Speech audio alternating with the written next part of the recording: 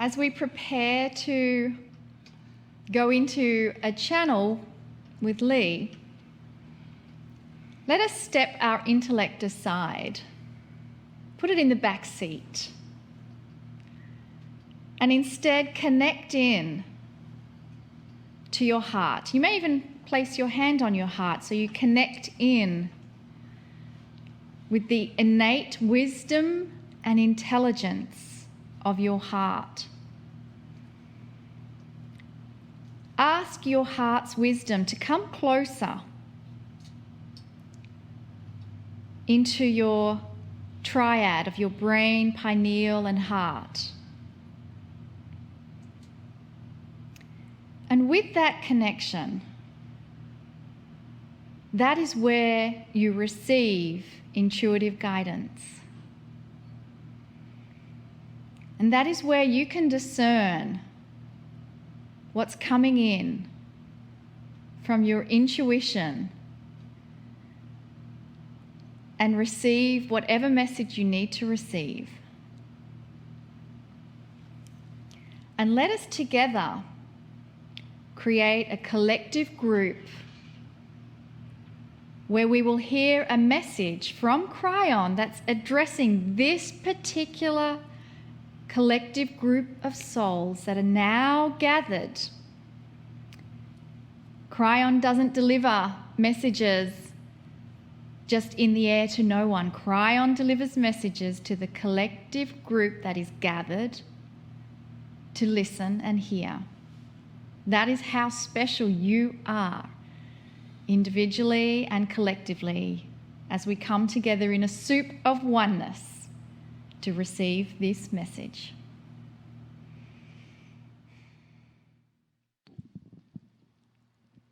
Greetings, dear ones. I'm Kryon of Magnetic Service. I will say yet again, and many times I will repeat, Spirit is not in a vacuum. This is probably the best news I could ever say to those of you who are here. For sometimes the training says differently, that God is on a pedestal, and that God does not really know what is going on necessarily in the minutiae of your life. It is just the opposite, dear ones. On the other side of the veil, that creative source knows you, knows your name. It's even been said in certain scriptures that Spirit knows every hair on your head.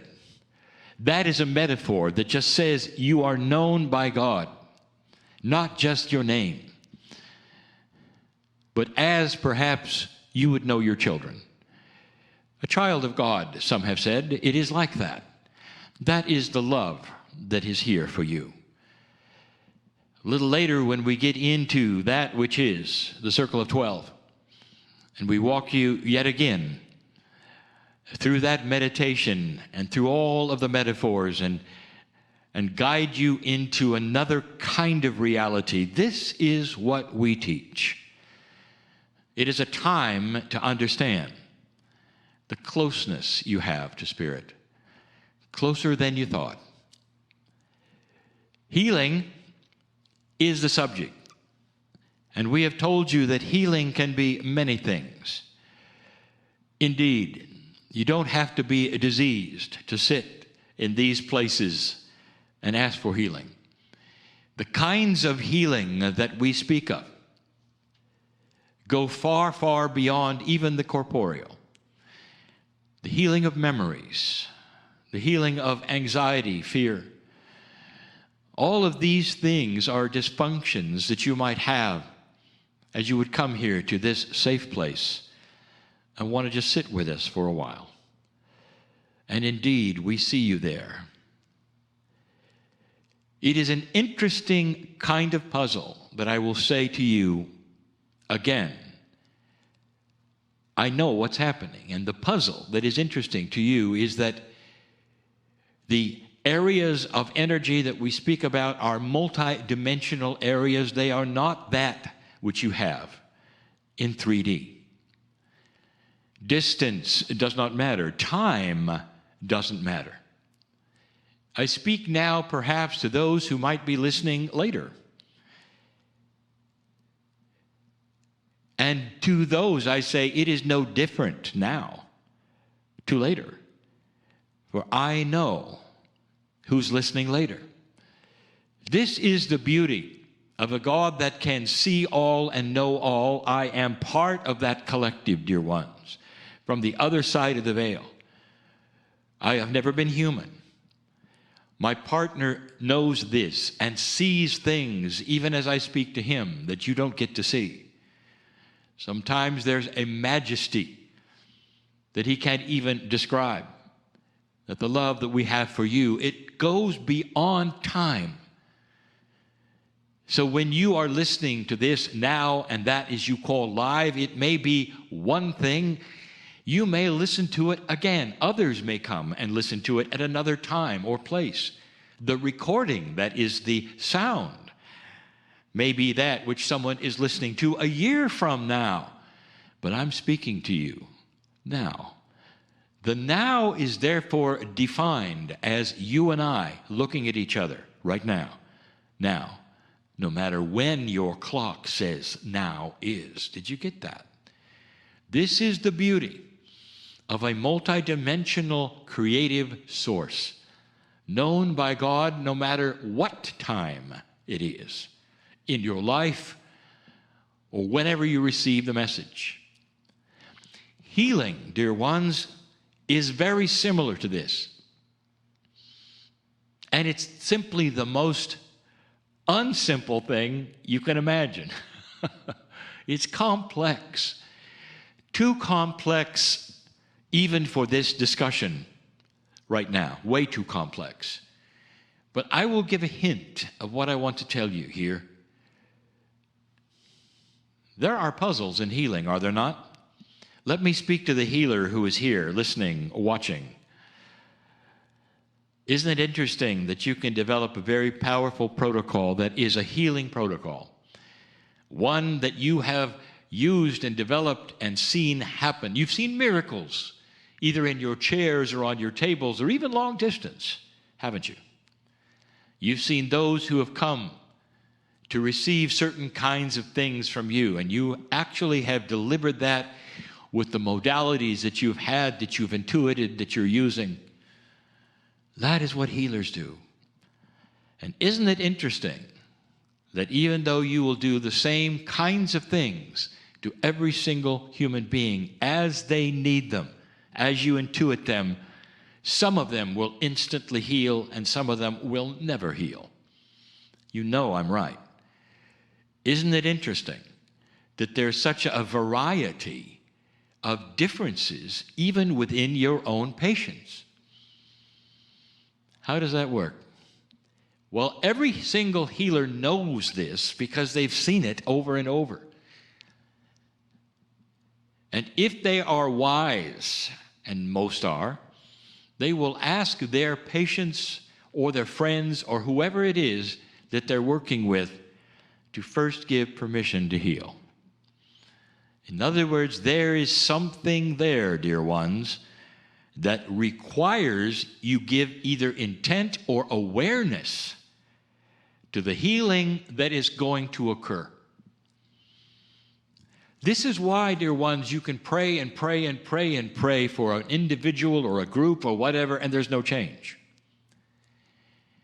But if that individual or group knows that you are praying for them, or believes that prayer answers are there, and believes that the healing modality really does work, they have given permission and cognized that which can occur. And then the healing starts. And sometimes it's a low-level healing, and they come back and get more and more. Sometimes it's spontaneous remission. But it takes at least the awareness that you're doing it with them for a full event of healing to happen. This also explains why some will say to you, my brother is in trouble. My brother does not believe in prayer. My brother doesn't believe in any of these things. My brother is in trouble. Can I heal him? And the answer is often, you can try if you wish, but you're going to have to get your brother's awareness on board in order to have the connection that is needed. You might even say, and you'd be accurate, again, there is a key and a lock that has to be inserted and turned. And that key is that the one who is being healed has to want it, understand that you are indeed attempting it, even though they don't understand the modality. There has to be some belief. Prayer works so well, especially when those who are being prayed for stop for a moment, perhaps even at a certain hour, and say, I receive the prayers that you have. I believe they're powerful, and I'm willing to be healed. And it can be across the world. It can be on the telephone. It can be just not on the telephone or anything. You can just have an agreement that at a certain time, even if it's not a time of day, it can be a specific day where you say, I'm aware that this day, that there are those praying for me, and I'm going to sit and receive those prayers. Do you see this connection? It's more than just an awareness. It's really cognizing that you can receive healing. That is the difference. Now, back to the healer who has no result, perhaps on the table, even though it appears their patient gave permission, they really have not. They really haven't. At some level, they have a disbelief that keeps that out. The key never gets into the lock. Even though they are saying things, it doesn't fit. This is what makes it complex. How can you get past this? How can you say yes? How is it possible that you can peel that onion of disbelief and be in a place where you're so open that prayer is going to work instantly? What about you with you? What about your ability to go to a place where there is no healer and have that same energy come at you and work? Welcome to the Circle of 12. This is what we're doing. The key goes in the lock when you start to cross that bridge that I'm going to tell you about in just a little while, that we cross every single time. Complex it is, healing is this way. And perhaps the more that you hear and the more you're able to do with it, the easier it'll be to cognize the fact that you can do anything. Anything. And so it is.